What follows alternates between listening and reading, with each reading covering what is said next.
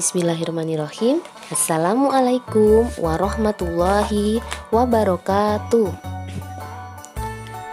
Sabahal khair. Selamat pagi teman-teman. Kaifa haluk? Bagaimana kabarnya hari ini? Bi khairin, alhamdulillah. Baik, alhamdulillah. Bu Novi berharap teman-teman semua selalu dalam keadaan sehat dan selalu dalam lindungan Allah Subhanahu wa Ta'ala. Amin amin ya rabbal alamin.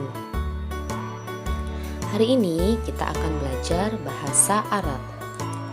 Adapun materinya adalah tadrib al-kitabah, latihan menulis. Jadi kita masih akan melanjutkan materi yang kemarin ya. Materi latihan menulis huruf hijaiyah bersambung. Kemarin kita sudah mempelajari langkah-langkah menyambung huruf hijaiyah sampai langkah yang kelima. Hari ini kita akan melanjutkan dari langkah 6 sampai dengan langkah yang ke-9. Oke, sebelum kita memulai pembelajarannya hari ini, mari kita membaca basmalah bersama-sama. Mari Bu Novi hantarkan. Bismillahirrahmanirrahim. Oke, sekarang kita mulai pembelajarannya. Langkah yang ke-6, dia akan mirip seperti huruf I. Kira-kira huruf apa ya? Betul sekali, dia adalah huruf lam. Pada langkah ini, kita hanya akan belajar satu huruf saja, yaitu huruf lam. Huruf lam, bila ditulis di awal dan di tengah, bentuknya akan seperti huruf I. Tapi, bila di akhir kata, hurufnya akan kembali ke bentuk semula. Coba kita perhatikan perubahannya. Huruf lam ketika sendiri dia akan berbentuk seperti gagang payung. Nah, beda lagi ketika disambungkan. Coba perhatikan yang di awal dan juga di tengah. Nah, bentuknya seperti huruf I kan? Itu adalah huruf lam ketika disambung pada bagian awal dan di tengah. Tapi beda lagi ketika di akhir, dia akan kembali ke bentuk semula. Kita perhatikan contohnya ya. Lazidah, huruf lamnya ada di awal, jadi menulisnya seperti huruf I. Contoh yang kedua, wasolah, huruf lamnya ada di akhir, dia akan kembali ke bentuk semula. Jadi bentuknya adalah seperti gagang payung, menulisnya tetap seperti itu. Oke, kita lanjut ke langkah selanjutnya. Langkah 7, mirip kepala jeratan pancing. Jadi di langkah 7 ini kita akan mempelajari satu huruf juga, yaitu huruf mim. Huruf mim bila ditulis baik di tengah, di awal maupun di akhir, dia akan berubah mirip seperti kepala jeratan pancing. Coba kita perhatikan perubahannya. Perhatikan perubahannya. Ketika huruf mim sendiri dia berbentuk seperti ini. Tapi ketika disambungkan, dia akan berubah bentuk menjadi seperti jeratan pancing. Coba perhatikan kepalanya. Nah, ini bentuknya mirip seperti jeratan pancing. Itu ketika disambungkan. Kita lihat contohnya ya. Malaka, huruf mimnya ada di awal, berarti menulisnya seperti jeratan pancing. Sama ya. Di tengah, di awal, menulisnya seperti jeratan pancing. Tapi beda lagi ketika dia bertemu dengan huruf yang tidak bisa disambung ke sebelah kirinya. Masih ingat ya, langkah yang kedua, kanan yes, kiri no. Jadi dia huruf ini tidak bisa disambung dengan di sebelah kiri seperti huruf alif ini. Huruf alif karena tidak bisa disambung dengan di sebelah kirinya, jadi huruf mimnya akan kembali ke bentuk semula. Oke. karena jika kita sambungkan saja itu hurufnya akan menjadi huruf alif ini akan menjadi huruf lam ketika kita menulisnya bersambung sampai akhir. Oke, kita ke langkah selanjutnya. Langkah selanjutnya adalah mirip ombak. Ketika bersambung, huruf ini akan seperti ombak. Coba kita perhatikan huruf apa saja itu? Ya, dia adalah huruf ain dan ghain. Huruf ain dan ghain punya bentuk yang sama dan bila ditulis di tengah dan di akhir berubah mirip gulungan ombak. Kita perhatikan ya. Nah, huruf ain bentuknya seperti ini. Begitupun dengan ghain.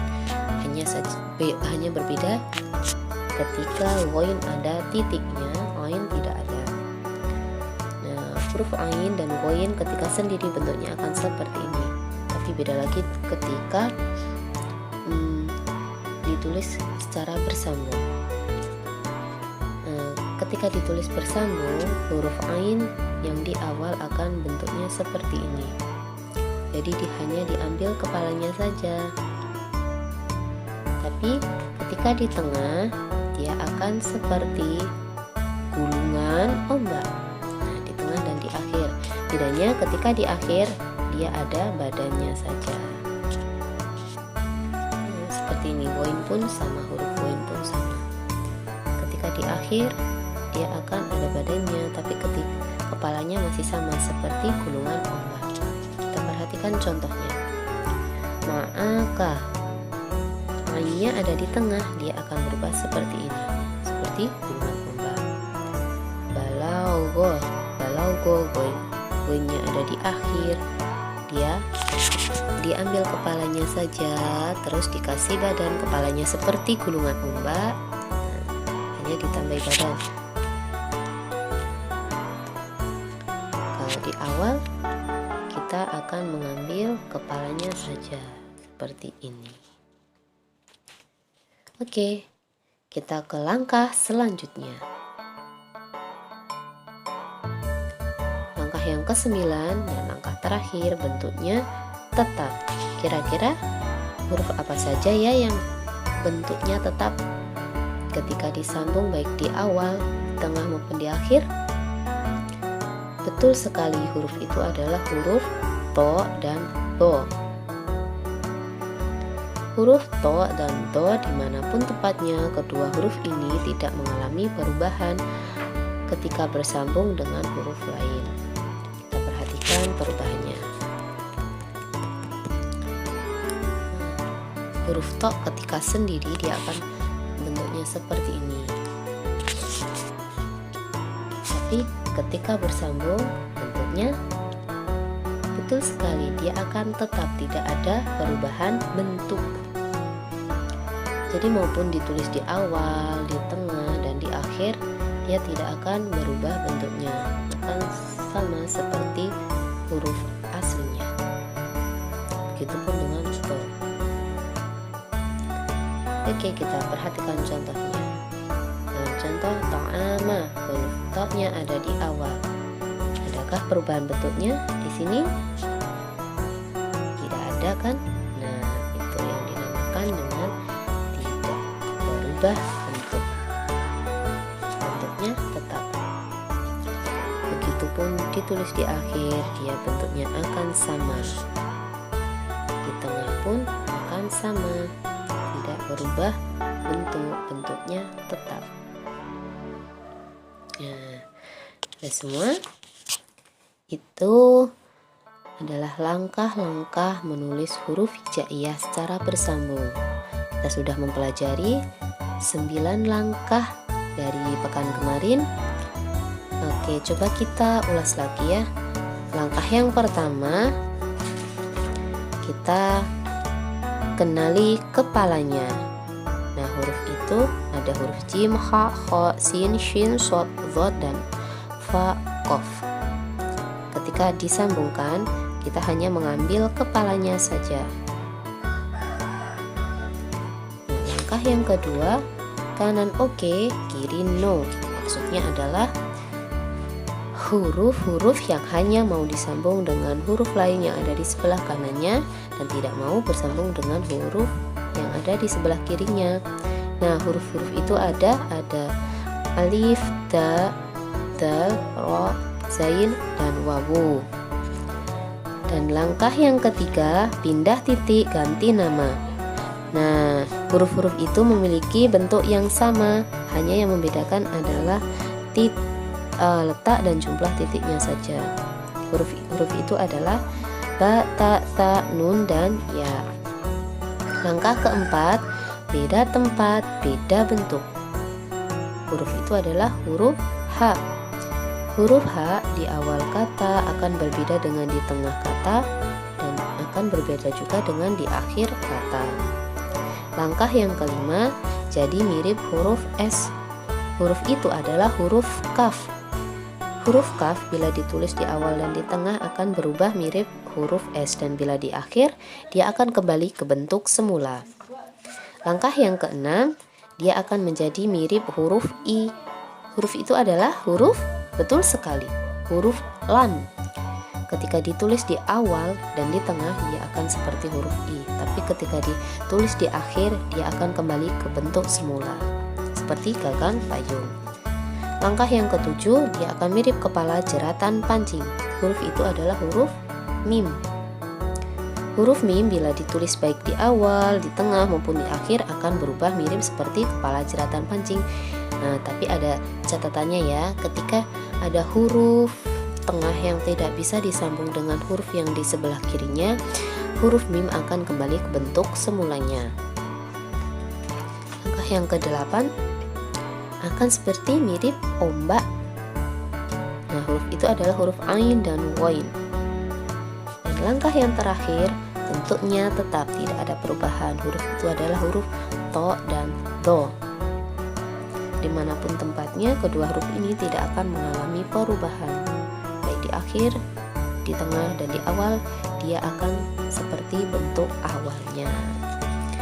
Alhamdulillahirabbil alamin. Pembelajaran awal kita tentang tadrib al-kitabah, tentang latihan menulis huruf hijaiyah bersambung sudah selesai. Mari kita ucap hamdalah bersama-sama. Alhamdulillahirabbil alamin.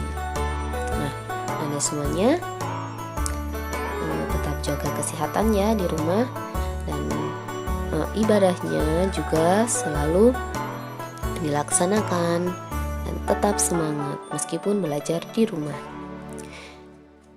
Alhamdulillahirrabbilalamin. Pembelajarannya sudah selesai. Mohon maaf bila ada banyak salah dari Bu Novi. Mari kita tutup dengan membaca hamdalah bersama-sama. Alhamdulillahirrabbilalamin. Sekian dari Bu Novi. Assalamualaikum warahmatullahi wabarakatuh.